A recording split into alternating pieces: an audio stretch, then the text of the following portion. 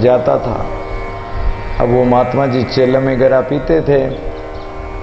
अब महात्मा जी सिद्ध महापुरुष थे, उन्होंने सोचा कि ये सेवा करता है, इतने दिन हो गए सेवा करते करते, तो प्रसन्न होकर गुरुजी ने चिल्लिम में कुछ ऐसी बूटी मिलाकर उसको पिला दी जिससे कि इसको कुछ परमात्मा का अनुभव हो सके, आभास हो सके, ताकि ये परमात्मा की तरफ लीन हो जाए, परमात्मा की तरफ मुड़कर। तो इसलिए वो बूटी पिला दी।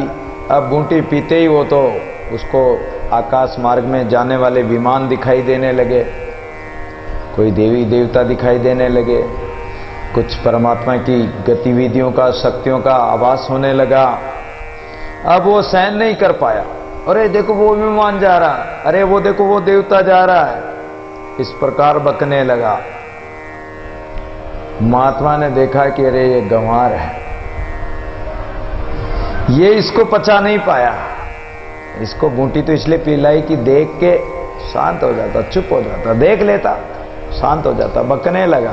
परमात्मा के विधान को महात्मा लोग जानते हैं, त्रिकालदर्शी महात्मा सब कुछ जानते हैं, लेकिन उसके विधान को न तो मेटते हैं न उसके विधान को प्रकट करते हैं। नहीं तो सृष्टि की जो गतिविधि है वो उसमें खलल होती है, इसलिए वो सहन नहीं कर पाया। और महात्मा जी ने दूसरी चिलम बना के दी, उसमें दूसरी बूटी पिलाई और उसकी जो वो शक्ति थी वापस उतार ली, क्योंकि वो गंवार वो सहन नहीं कर पाया। दादू मनी माई समझकर मनी माई समाए, मनी माई राके बाहर कहने जनाए। इसलिए मन में ही विचार करो, समझ को धारण करो, और जो भी राम धन प्राप्त होता है, प्रकट होता है, तो मनी माई समाई, मन में रखो। आपके पास कोई धन है तो उसको बाहर प्रकट मत करो, कोई चोर सुन लेगा तो आपका धन भी उठा ले जाएगा एक दिन। इसलिए मनी माई राके बाहर कहने जनाए, बाहर कहने की आवश्यकता नहीं, मन में रखो। दादू समझ समाये रहूं बाहर कहने जनाए, दादू अद्भुत दे क्या कहना को आवे जाए। सदगुरु के उपदेश आत्म तत्व का विचार करते हैं, और उस आत्म तत्व के विचार से, सदगुरु के उपदेश से जो गुप्त शक्तियां प्रकट होती है, आत्मा का अनुभव होता है, अद्भुत देखिया, अद्भुत चीजों का उनको जो दृश्य होता है, दिखाई देता, आभास होता है, तो बाहर कहने जनाए, तैना को आवे जाए। वहां न तो कोई आना न कोई जाना, परमात्मा में मिल जाना है। कई कई क्या दिखलाए साईं सब जाने, दादू प्रकट का कई कुछ समझ सयाने। अरे परमात्मा को क्या कहना, परमात्मा तो सब जानता है, और संसारी प्राणी के सामने प्रकट क्या करना, अन अधिकारी के सामने क्या प्रकट करना, वो समझ ही नहीं पाएगा। इसलिए कुछ समझ सयाने, इन बातों को समझ ले। जो इस बातों को समझ लेता वो सियाना समझदार है। देख संत को तब मैं क्यों हूं प्रसिद्ध, लिखो जाए आए प्रभु तब खंकारो किधर। ये कोई तबकली नाम के कोई संत थे, और उसने विचार किया कि मैं प्रसिद्ध नहीं हूं, दुनिया में मुझे कोई जानते ही नहीं, और दूसरी बात कि परमात्मा सबको भोजन देते हैं, तो मैं तो भोजन जब ही करूंगा कि परमात्मा मुझे मेरे मुंह में लाके खिलाए, या परमात्मा देता कि नहीं देता इसकी क्या पहचान है। तो संत ने कहा कि वो तो देता है सबको, कीड़ी को कुंज कण देता तो हाथी को मन देता है, लेकिन विश्वास होना चाहिए परमात्मा का। अब संत ने कहा कि जाओ किसी जंगल, गहन वन में, भयंकर जंगल में एकांत में जाकर छिप जाओ, परमात्मा तो वहीं ले जाकर दे देगा। तो वो जंगल में जाकर कोई घने जंगल में चला गया, तो वहां कोई ग्वाल बाल उसको देखा और अरे बोले कि बैठा है कोई महात्मा है, कोई भूखा होगा, भोजन करा दिया। कि नहीं, ये तो ग्वाड़ खिला रहे हैं, परमात्मा थोड़ी खिला रहा है। फिर कोई बावड़ी थी कोई पहाड़ों के बीच में, वहां गया तो पहाड़ों में से कोई राहगीर निकला और वो भगवान ही राहगीर का रूप बना कर आए, उसको भोजन करा गया। अरे बोले कि तो राहगीर खिला रहा, परमात्मा नहीं खिला रहा। वहीं कोई पहाड़ों के अंदर कोई बावड़ी थी, उस बावड़ी में तिबारे इत्यादि बने हुए थे, उसमें जाकर वो बैठ गया कि यहां देखता हूं कि यहां कौन लाके खिलाएगा, जब मैं परमात्मा का विश्वास करूंगा। अब वो वहां बैठ गया। पहले दिन तो जंगल में था, वहां भी ग्वाल बाल खिलाया, दूसरे दिन पहाड़ों में राहगीर ने खिला दिया, तीसरे दिन उसने जो तिबारे में बैठ गया तो सुबह से शाम हो गई और कोई आया नहीं। अब भगवान भी परीक्षा ले रहे थे कि 3 दिन हो गए नचाते नचाते मुझे जंगल में ले आया, परीक्षा तो कर लूं, देखें इसमें कितनी दृढ़ता है। और उन्होंने उसी भगवान दोपहर तक नहीं आए, तीसरा पैर हो गया तो भी नहीं आए। अब उसे लगी भूख। अब भूख लगी तो कभी इधर देखता, कभी इधर देखता, कभी ऊपर देखता, ऊंचा नीचा होता है कि आज तो रोटी आई नहीं, क्या चक्कर है। अब थोड़ा सीढ़ियों पे ऊपर निकलता है, देखता कोई नजर नहीं आया, फिर आके बैठता, फिर वो तो कड़कड़ाहट भूख लगती, चूहे दौड़ रहे अंदर तो क्या करे। इतने में भगवान आए, एक ग्वाल का रूप बनाया, लाठी हाथ में है और रोटी है, और लाठी को बजाते हैं और उसकी जो बावड़ी की दीवार है उस पे चारों तरफ गागर पे घूमते हैं, लेकिन अंदर नहीं आते। अब वो सोचता है कि कोई आ तो गया है लेकिन अंदर नहीं आ रहा है, शायद मेरा पता नहीं होगा। और उसने खंकारा किया, खांसा, ताकि मेरा पता लग जाए। तो भगवान ने कहा कि अब ऊपर ही आ जा, भोजन करना तो ऊपर ही आ जा। अरे तुझे मेरा इतना ही विश्वास नहीं था, जब मैं आ गया 3 दिन से मैं ही तो दे रहा तेरे को, और तुझे विश्वास ही नहीं मेरा। चलो ऊपर आ जाओ, आज तो भोजन कर ले, अब घर जाके कमा के खाना, मेहनत करके खाना, अब नहीं लाने वाला हूं। ये विश्वास होता तो मैं स्वयं लेके आया हूं। दादू मनी माई उपजे मनी माई समाय, मनी माई राखे बाहर कह न जनाय। आत्मज्ञान सदगुरु के उपदेश द्वारा आत्मज्ञान जो उत्पन्न होता है उसको मन में ही रखो, बाहर प्रकट मत करो। मोहम्मद जी और आयशा एक कोई सेठ के हवेली में नीचे मकान में रहे, सेठ सेठानी ऊपर हवेली में रहते थे 3रे मंजिल पे। अब सेठानी का एक छोटा बच्चा था, तो उसके रुई का कारखाना था, रुई का कारोबार था, तो उसकी गंदगी, बच्चे की गंदगी पहुंच पहुंच करके रुई के और नीचे फेंक देते सेठानी। मोहम्मद को आयशा ने कहा कि स्वामी, खामिंद, पति को खामिंद कहते हैं, कि ये देखो कितनी गंदी रुई हमारे यहां फेंक देते हैं। कोई बात नहीं, हमारा फर्ज है कि कोई उल्टा करे तो उसकी सुलटी करनी, कोई बुरा करे तो भी अपने को उसका भलाई करना, और कोई क्रोध करे, अपमान करे तो भी उसको क्षमा कर देना। और उन्होंने कहा कि इस रुई को धोकर इसकी काट के कुकड़ियां बना लो। सेठानी, वो जो आयशा थी, उन्होंने काट के बहुत सारी कुकड़ियां इकट्ठी कर ली। वो तो उसका काम सेठानी का रोज गंदी रुई पहुंच पहुंच के फेंकती रहे, और वो धो धो के उसको सुखाकर और उसका रुई वो काट देते थे। जब जाने लगे तो वो कुकड़ियां उस सेठानी को देते हुए कहा कि लो सेठ जी और सेठानी जी, आपकी रुई की काटी हुई कुकड़ियां। तो सेठ ने कहा, क्यों सेठानी, आपने इनको रुई काटने के लिए दी? बोले कि नहीं दी। तो ये रुई कहां से लाए हो आप, और कहां से काटा, किसकी, हमारी कैसे हुई? बोले कि सेठानी जी रुई फेंकती थी, उसको धोकर सुखा देते थे, और उस गंदी रुई को स्वच्छ करके और उसकी कुकड़ियां काट दी। कितनी जरना थी, कितनी सहनता थी। ले विचार लागा रे दादू जरता जाए, कबू पेट न अपरे भावे तेता खाए। लय पूर्वक परमात्मा में लगन लगाकर, और जो विचार करते हैं ब्रह्म विचार, तो लय लगाकर उसमें उन विचारों को करते करते उसमें ऐसी लगन लगा लो, और लगन लगने के बाद में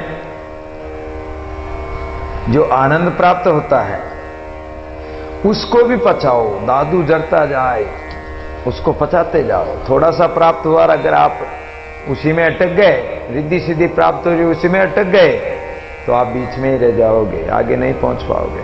कबू पेट ना आपरे, चाहे भोजन कितना ही करो, लेकिन पेट आफरना नहीं चाहिए, अर्थात भोजन पच जाना चाहिए। शरीर में या तो इतनी शक्ति हो कि वो पच जाए, तो उतना ही खाओ, जितना शरीर पचा सके उतना ही खाओ। अधिक खाओगे तो पचा नहीं पाओगे। तो कबू पेट ना आपरे, कहीं भी आफरा ना आ जाए, गैस ना बन जाए। बावे तेता खाए, चाहे कितना ही खाओ, खाने की कोई कमी नहीं, लेकिन खाओ उतना ही जो पच सके।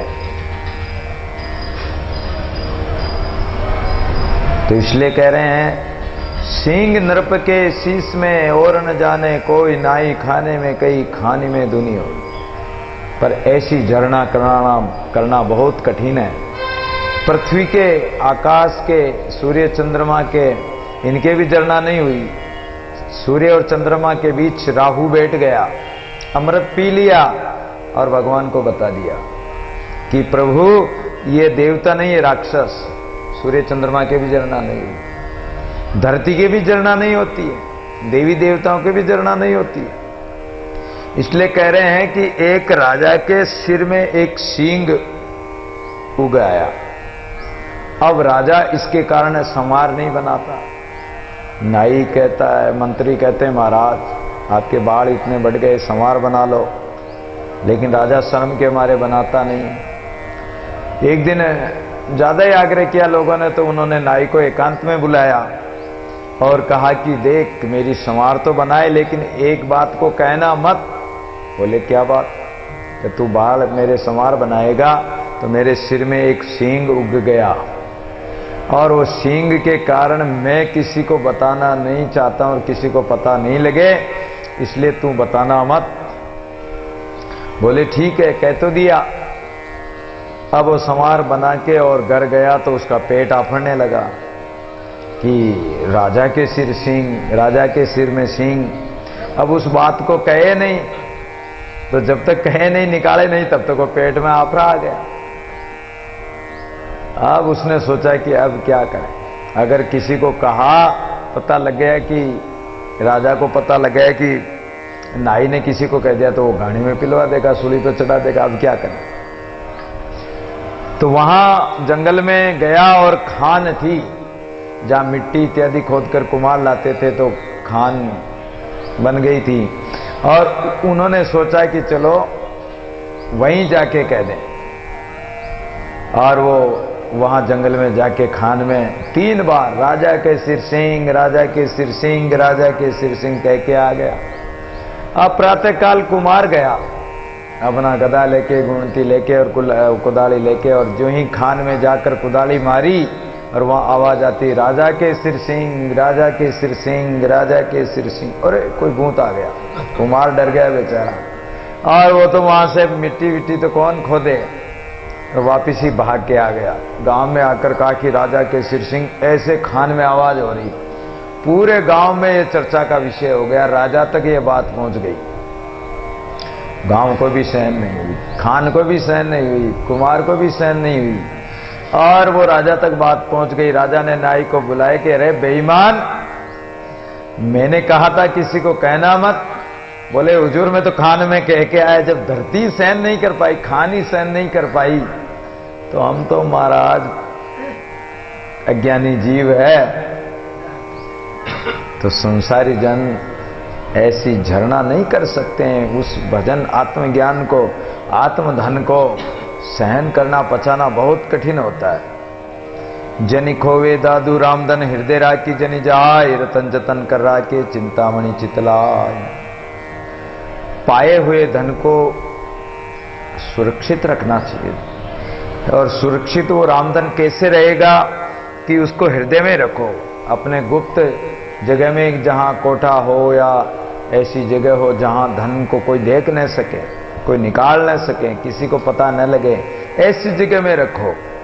रतन जतन करा के राम रतन रूपी धन को भी अपने हृदय में रखो, और जो बाह्य धन है उसको भी ऐसी जगह में रखो। अगर ऐसी जगह में रखोगे तो वो रह जाएगा, नहीं तो चोर लूट ले जाएंगे। काम क्रोध आदि इत्यादि जो लुटेरे फिरते हैं ये आपके रामधन को लूट लेंगे, आपकी भक्ति को नष्ट कर देंगे। राम नाम रत्न को ये मिट्टी में मिला देंगे, इसलिए इनका ध्यान रखो।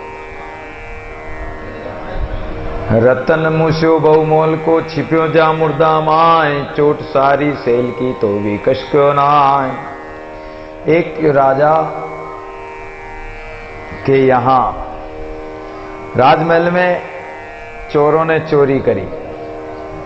चोर चोरी करके भाग गए और एक कोई बड़ा हीरा था, वो हीरा लेके चोर भाग गए।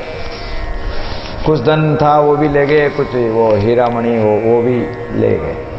अब कुछ चोर तो ज्यादा दूर भाग गए, लेकिन एक चोर ने क्या किया कि जहां युद्ध हुआ था उस युद्ध भूमि में जाकर, जहां मुर्दे लुके हुए थे, उसने देखा कि पीछे से सिपाही पीछा कर रहे हैं और आ रहे हैं, हमें पकड़ लेंगे तो या तो सूली पे चढ़ाएंगे या गाड़ी में पेल देंगे, न जाने क्या कष्ट देंगे।